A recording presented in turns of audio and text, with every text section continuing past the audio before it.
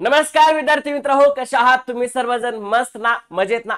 तुमच्याही मनामध्ये एक प्रश्न निर्माण झालेला आहे की सर, नुकतीच MSTCT इंजिनिअरिंग ऍडमिशनची प्रोव्हिजनल मेरिट लिस्ट जाहीर झालेली आहे आणि त्याच्याबद्दल वेगवेगळे तर्क सध्या महाराष्ट्रामध्ये तयार केले जात आहेत, किंबहुना न्यूज मध्ये सुद्धा येत आहेत, त्याच्यावर वेगवेगळे व्हिडिओज बनवले जात आहेत आणि मनामध्ये खरंच एक प्रश्न निर्माण झालेला आहे की खरंच ही जी काही प्रोव्हिजनल मेरिट लिस्ट आलेली आहे, या प्रोव्हिजनल मेरिट लिस्ट मध्ये काही तफावत आहे का, काही अडचणी आहेत का, काही घोळ झालाय का? आणि याच गोष्टीवर आज आपण बोलणार आहोत. एकदम पूर्णपणे जे आपलं मत आहे ते पूर्णपणे सखोल पद्धतीने मांडणार आहे. याच्यामध्ये कोणाचाही दबाव नसणार आहे, कारण जे घडलं आहे ते विद्यार्थ्यांना तुमच्यापर्यंत आणायचं काम आहे. म्हणून सगळ्यात पहिल्यांदा वेदांतू महाराष्ट्र अपडेट्सचा हे एक छोटंसं चॅनल सबस्क्राइब करून टाका, कारण प्रत्येक वेळोवेळी महत्त्वाची गोष्ट तुमच्यापर्यंत येणार आहे या चॅनलच्या माध्यमातून. येस, तर आता आपण बघणार आहोत. आता आपण आहेत सध्या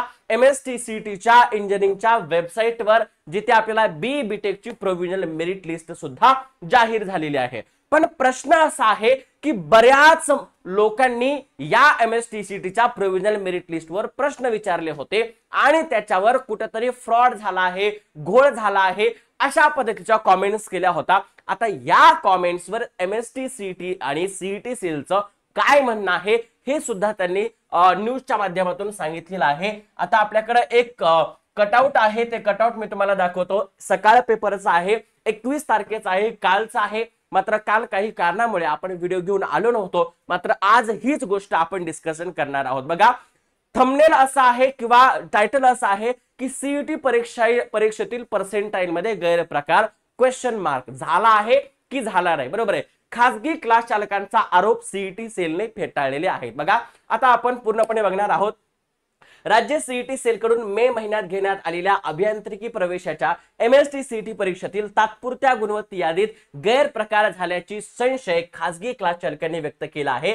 CET 100% मिळवलेल्या उमेदवारांचे 12वी परीक्षेतील गुण आणि CET पर्सेंटाईल मध्ये विसंगती असल्याचा संशय डॅश डॅश मॅथ अकॅडमी आणि नगर येथील डॅश डॅश महाविद्यालयाने व्यक्त केली आहे. त्यामुळे या प्रकरणाची स्वतंत्र चौकशी तसेच प्रवेश फेऱ्या थांबवण्याची मागणी केलेली आहे. बरोबर आहे. बघा, नेमका आता हांचा प्रश्न काय होता याच्यावर सुद्धा आपण लक्ष घेणार आहोत. बघा, तुम्हाला माहित असेल की या वर्षी 100 पैकी 100 घेणारे विद्यार्थी खूप जास्त होते. बरोबर आहे. यस, आपल्याला त्याची लिस्ट सुद्धा जाहीर केलेली होती. मात्र MSTCTच्या प्रवेश फेरीमध्ये फक्त 8 विद्यार्थ्यांनी प्रवेश घेतलेला आहे, ज्यांना 100 पैकी 100 पर्सेंटाईल आहेत. बरोबर आहे. आता त्याच्या पाठीमागचं कारण काय असू शकतं तुम्हाला सांगतो. बघा, अशा विद्यार्थ्यांना ज्यांना 100% 100 पर्सेंटाईल पडलेले आहेत, एकतर त्या विद्यार्थ्यांनी JEE दिलेलं असेल, JEE ऍडव्हान्स दिलेलं असेल, किंबहुना त्यांनी अशा प्रकारे वेगवेगळ्या इंजिनिअरिंग एंट्रन्स दिलेल्या असतील, तर ते त्या सुद्धा कॉलेजला जाऊ शकतात किंवा JEE मेन्स किंवा JEE ऍडव्हान्सच्या माध्यमातून काउन्सिलिंग करू शकतात.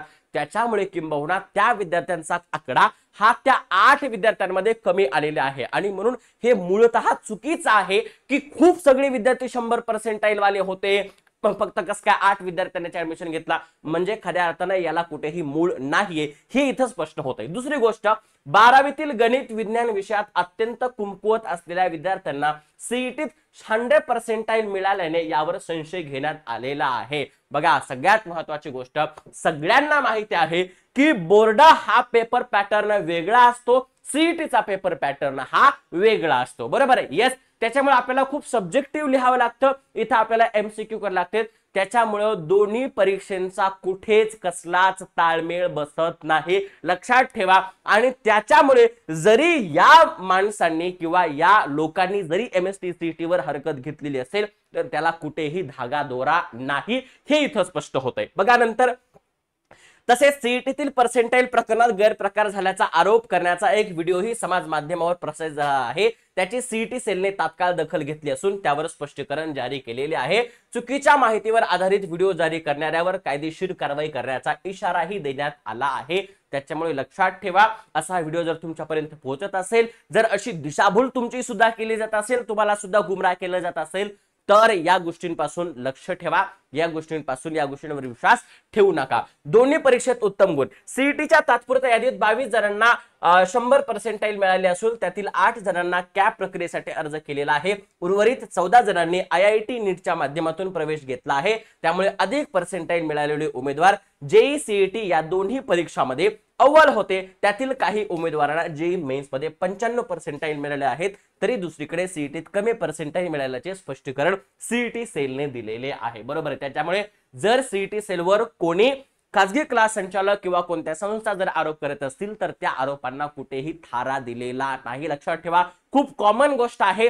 आणि अनेक उमेदवारांना 12वीत कमी गुण असतानाही जेईई आणि सीईटीत अधिक गुण मिळवतात. साहजिकच आहे, कारण फक्त आपली क्रायटेरिया काय आहे, 45% आपल्याला पाहिजेत. बरोबर आहे. मग तुम्हाला 50 असतील किंवा 100 असतील तरीही काही प्रॉब्लेम नाही, कारण आपल्याला माहिती आहे 12वी मध्ये 99 किंवा 100% घेणारे किती विद्यार्थी असतात. ते 11वी आणि 12वी मध्ये सक्सेस होतातच का? नाही. त्याच्यामुळे पालक आणि विद्यार्थ्यांना हे आवाहन आहे की अशा कोणत्याही गोष्टींना बळी पडू नका. MST CET त्याच्याबद्दल सखोलपणे निर्णय घेत आहे. या प्रोव्हिजनल मेरिट लिस्ट मध्ये जर तुम्हाला काही अडचणी असतील, जर तुमचे काही ऑब्जेक्शन असेल तर ते तुमच्या लॉग इन मध्ये तुम्ही सबमिट करू शकता. आणि लवकरच 24 तारखेला तुमच्यासाठी फायनल मेरिट लिस्ट येणार आहे आणि त्याच्यानंतर कॅप राऊंड स्टार्ट होणार आहे. बरोबर आहे. जर तुम्हालाही काही प्रश्न असतील तर कॉमेंट सेक्शन मध्ये नक्की कळवा आणि आपलं चॅनल सबस्क्राईब करायला विसरू नका. व्हिडिओला लाईक करा आणि जास्तीत जास्त व्हिडिओला शेअर करा. All the best.